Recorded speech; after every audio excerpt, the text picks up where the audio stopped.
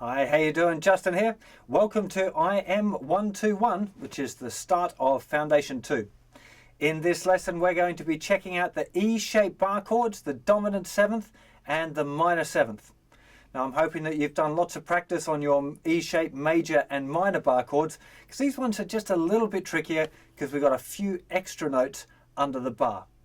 They're things that you need to remember too, so make sure that all of this stuff goes into your memory bank. Don't have to rely on a book or a piece of paper or whatever, because when you're playing chords for real, you can't be having the book around. So you've got to get the chord shapes in here.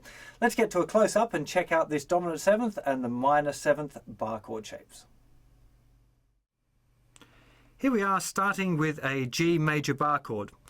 Same rules apply. First finger is still kind of slightly on its side. The rest of the fingers are all on their tips. Got a nice kind of round shape going on. Now, to get our dominant 7th chord, which is usually just set as a 7, so this is what I'm about to show you is a G dominant 7th chord, but usually it would just be written and said G7.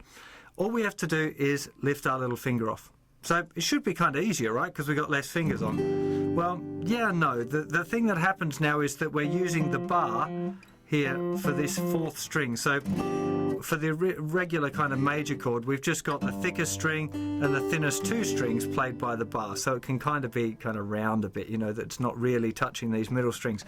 But now, once little fingers come off, you have to be really thinking of the pressure there in the kind of the middle part of that first finger. Now, what some of you may find is that the note sounds a little bit dead, and there's a few culprits. The most common one is the 3rd finger's laying a little bit too flat and touching that 4th string. So you'll find just by kind of pressing this part of your hand up a little bit, it'll make the finger a little rounder, and you'll get that note back again. Now, other times people haven't got their bar strong enough yet, and that's kind of why we're looking at these chords now, is because they really work on getting your bar strength really good.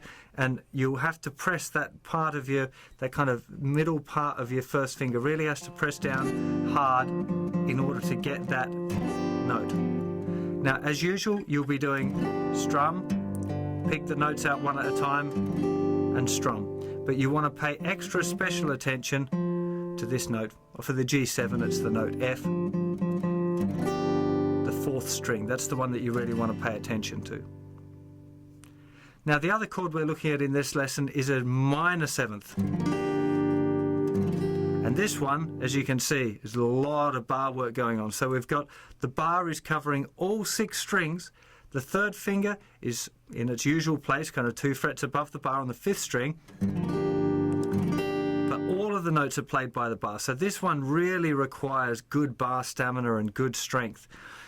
Yeah, I mentioned it last time, but I'll mention it again. You've got to press in the middle of the bar. That's where you've got to kind of feel the pressure going on for this chord. It's no good having the slightly round one now. You really got to be thinking about that pressure going right in.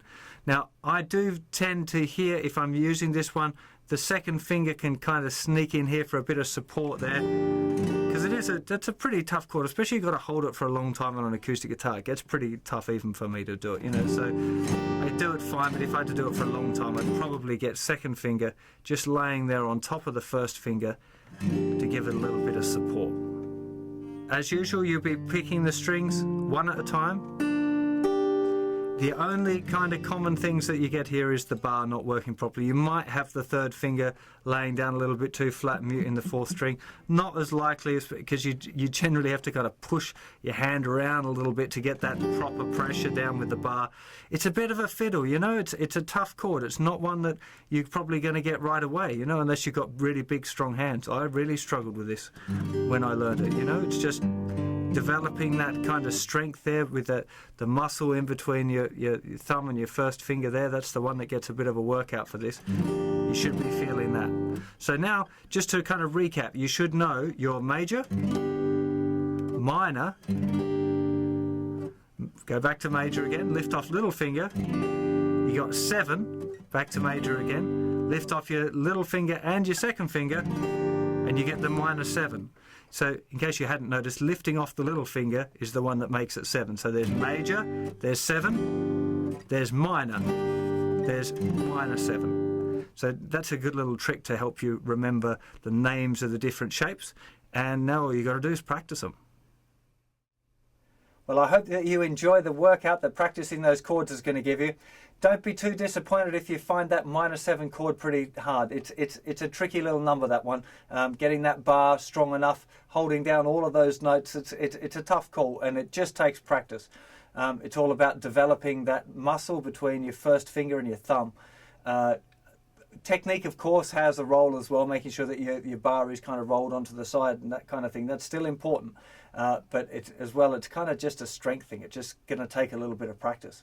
So have fun with that. Make sure you remember to put them into your memory. Don't leave them out in the cold in the book. You know, make sure you get them in there. Practice them. Look at the relationship between them so you can see what it is that changes between the major and the minor. Listen to them as well. You know, not a bad idea to have a listen to them and kind of get used to what the different chords sound like.